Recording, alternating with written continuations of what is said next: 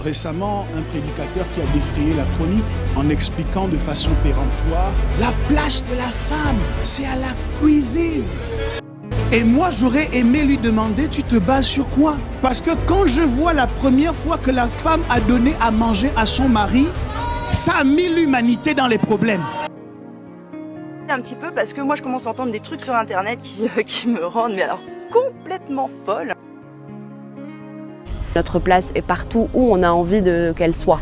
On décide de là où on veut se mettre et se mouvoir. Voilà, maintenant les femmes sont là, elles existent, il y en a beaucoup et elles vont être majoritaires ou largement, peut-être même seules à Paris. Et je vous entends dire, bah oui, il y a beaucoup de femmes parce que le politique n'a plus beaucoup d'importance. C'est la marque de l'affaiblissement du politique. Oui. Bah, vous charriez un peu quand même. À la mairie, les femmes ou les maires, alors les maires AIRE et RES, absolument. Évidemment, ils ont du pouvoir quand même, non? Mais attendez, quel pouvoir elles ont? Non mais écoutez-moi, il y a une concomitance. Alors après moi j'estime que c'est lié. On peut dire que c'est un hasard.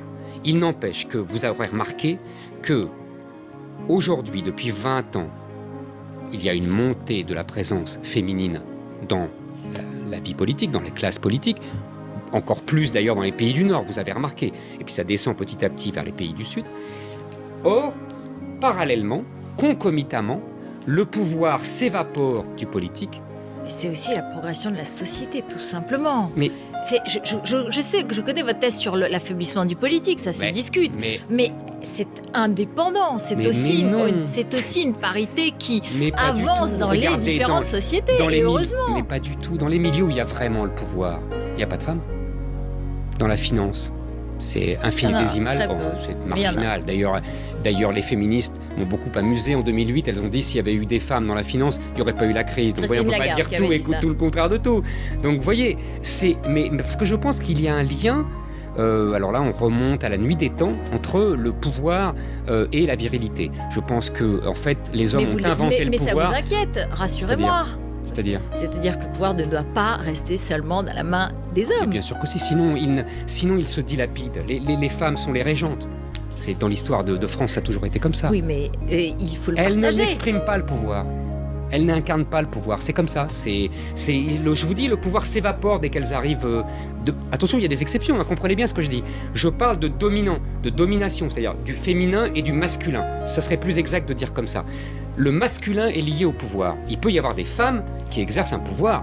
Parce qu'elles ont des valeurs masculines. Voilà. Even the evangelical ministry. Il a donné le ministère doctoral. He has given the doctoral ministry. Il a donné le ministère prophétique. He has given the prophetic ministry. Et il a donné le ministère apostolique. And he has given the apostolical ministry. L'Église, the church, grandit, grows sous le fondement under the foundation de deux grands ministères, of two great ministries, prophétique et apostolique. And apostolic. Lorsqu'on parle d'une église apostolique, when we talk about the apostolical church, il faut comprendre ce qu'on veut dire. Understand what it means. Alléluia. Amen. Toute église, all churches, dirigée par serviteurs de Dieu, directed by servants of ne God, fonctionne pas de la même manière. Doesn't work the same way.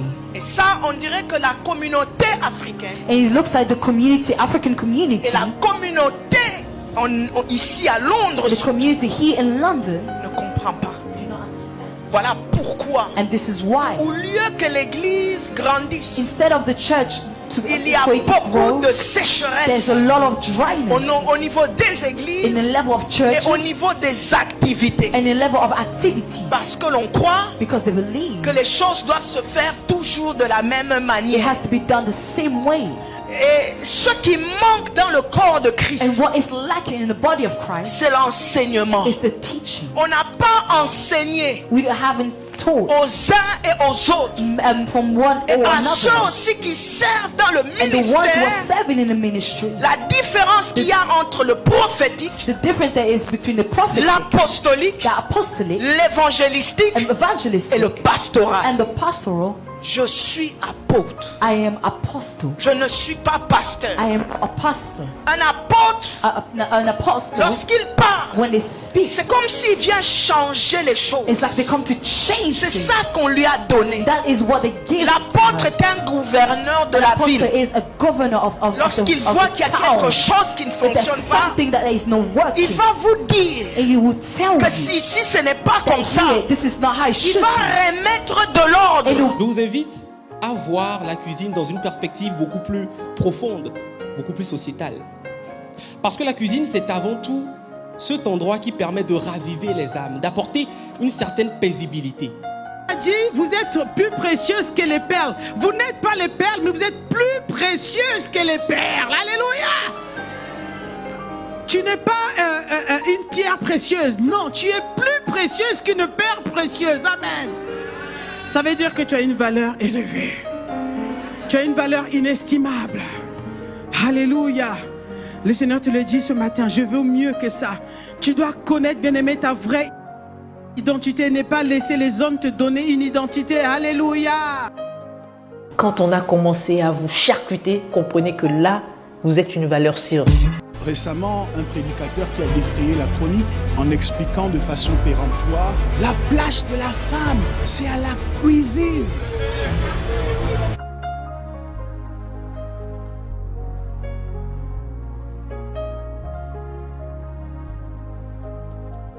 Et moi, j'aurais aimé lui demander, tu te bases sur quoi? Parce que quand je vois la première fois que la femme a donné à manger à son mari, ça a mis l'humanité dans les problèmes. Alors toi, tu es dans ta maison et tu dis à ta femme, c'est toi qui dois me donner à manger. Tu es sûr? La première fois que la femme a donné à manger à son mari, ils sont sortis du jardin d'Éden pour ne plus jamais y entrer.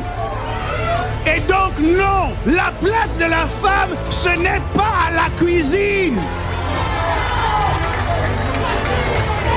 Fâchez-vous comme vous voulez. Parce que quand la femme est à la cuisine et qu'elle est condamnée à la cuisine, ce qui va sortir de là, c'est la condamnation.